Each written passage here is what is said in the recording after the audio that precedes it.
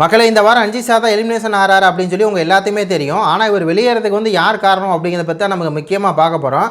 அதுக்கு முன்னாடி ரஞ்சித் சாரை பற்றி ஒரு சில வார்த்தைகளை வந்து சொல்லணும் அப்படின்னா, அதாவது பிக் பாஸ் வீட்டுக்குள்ளே வந்து பார்த்திங்கன்னா ஒரு நல்ல மனுஷன் அப்படின்னா நம்ம ரஞ்சித் சாரை வந்து சொல்லலாம். கடைசியில் வந்து பார்த்திங்கன்னா ஒரு சில இடங்களில் வந்து சௌந்தர்யா வந்து மூஞ்சியை வச்சு தேய்ச்சிடும் அப்படின்னாரு. அது வந்து ஒரு சில இடத்துல அது வந்து கோவத்தில் சொல்லிட்டான்னு வைங்களேன். மற்றபடி சௌந்தர்யாவை நிறைய இடத்துல வந்து பாராட்டியிருக்காரு. நான் அந்த வீட்டுக்குள்ளே வந்தோடனே எனக்கு ஃபஸ்ட்டு ஃப்ரெண்டானது வந்து சௌந்தர்யா அப்படின்னு சொல்கிறது.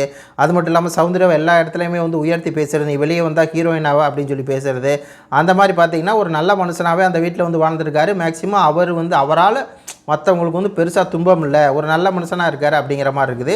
ஏன்னா சௌந்தர்யா பார்த்தீங்கன்னா முத்து வந்து வன்மமாக வச்சு இது பண்ணுவான், வன்மமாக பேசுவான். அதே மாதிரி ஜாக்லின்லாம் இப்போ வன்மமாக பேசுது. மஞ்சரிக்கெல்லாம் வன்மத்துடைய கோர். அதே மாதிரி ரணவெல்லாம் வந்து சொல்லணுமே அப்படின்னு சொல்லுவான். அப்படிலாம் பார்க்கும்போது இந்த மனுஷன் வந்து நல்லவன்டா, பரவாயில்லடா.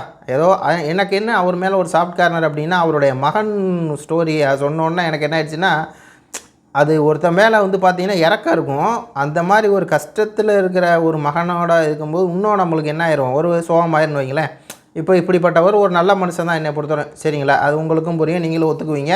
சௌந்தர்யா ஃபேன்ஸுக்கு வந்து புரியும் இவர் வந்து நல்ல மனுஷனா அப்படின்னு சொல்லி. சரி, இவர் வெளியே போகிறதுக்கு யார் காரணம் அப்படின்னா, இந்த ஜாக்லின் அப்படிங்கிற இந்த ஃபேக்லின் தான் காரணம். அதுதான் அந்த நாமினேஷன் ப்ரீஸ் 3 பேர் தான் டீமு. ஜாக்லின், ரயானு, நம்ம ரஞ்சித் சார் அவர்கள். அவர் எவ்வளோ தூரம் கெஞ்சுறாரு, இந்த ஒரு வாரம் நான் இருக்கணும், எனக்கு வந்து கொடுங்க, ஃப்ரீ பாஸ் கொடுங்கும்போது உனக்கு வந்து ப்ரெசன்ஸ் ஆஃப் மைண்டே இல்லை. எவ்வளோ பெரிய ஆள் சொல்லுங்கள் பார்க்கலாம். ஒரு 55-56 வயசு அவருக்கு வந்து ஒரு ஒரு அறியப்பட்ட நபர், ஒரு இதாக இருக்கார், ஒரு செலிப்ரிட்டியாக இருக்கிறாரு. நீ சாதாரண துக்கடா, அவரை பார்த்து வந்து உனக்கு ப்ரெசன்ஸ் ஆஃப் மைண்டே இல்லை, நீ அதை கோட்டையை மட்டும் தான் பாதுகாட்டு இருந்த அப்படின்னு சொல்லி எவ்வளோ தூரம் நக்கலாக பேச்சு. அது மட்டும் இல்லாமல் நீங்கள்லாம் உங்களை அப்பா மாதிரி நினச்சேன், இப்படி ஆயிடுச்சு, இப்படி பண்ணிட்டு அப்படின்னு சொல்லி அது பெரிய விஷயமாகி சாதாரண விஷயத்தை.